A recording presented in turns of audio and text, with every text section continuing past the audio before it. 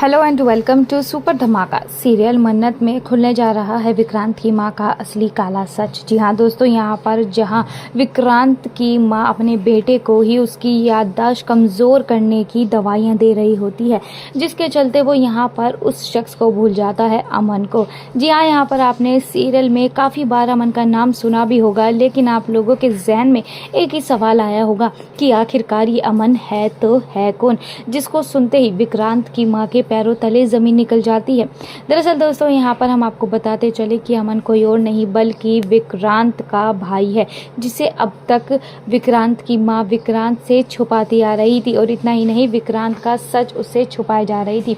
पर दोस्तों, अब यहाँ पर ये सच बहुत जल्द सबके सामने आ जाएगा, क्योंकि इसका मोर्चा अब संभाल लिया है ऐश्वर्या के पति ने। यहाँ पर ऐश्वर्या का पति, जो अब तक सब कुछ देखे जा रहा था, लेकिन अब यहाँ पर उसे ये बात का एहसास हो चुका है कि बहुत जल्द सच पता लगाना ही होगा, भांडा फोड़ना ही होगा विक्रांत की मां का। यहाँ पर ऐश्वर्या का पति विक्रांत को बता देता है कि तुम्हारी मां तुम्हें ही दवाइयाँ खिला रही थी, ये भला कैसी मां है, और आखिरकार ये अमन का सच तुमसे क्यों छुपा रही थी।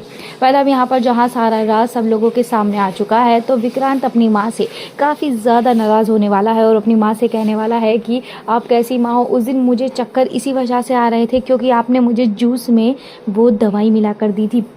आखिरकार आप मुझसे किस जन्म की दुश्मनी निकाल रही हो, मुझे तो आपको माँ कहने में भी शर्म आ रही है। तभी दोस्तों, यहाँ पर मन्नत विक्रांत को संभालती हुई नजर आएगी। यहाँ पर मन्नत विक्रांत को इमोशनली सपोर्ट करती हुई नजर आएगी और उसका साथ देती है और कहती है कि अगर आपकी माँ, जो आपसे इतना ज़्यादा प्यार करती हैं, उन्होंने इतना बड़ा कदम उठाया है तो उसके पीछे ज़रूर कोई ना कोई बड़ी वजह रही होगी।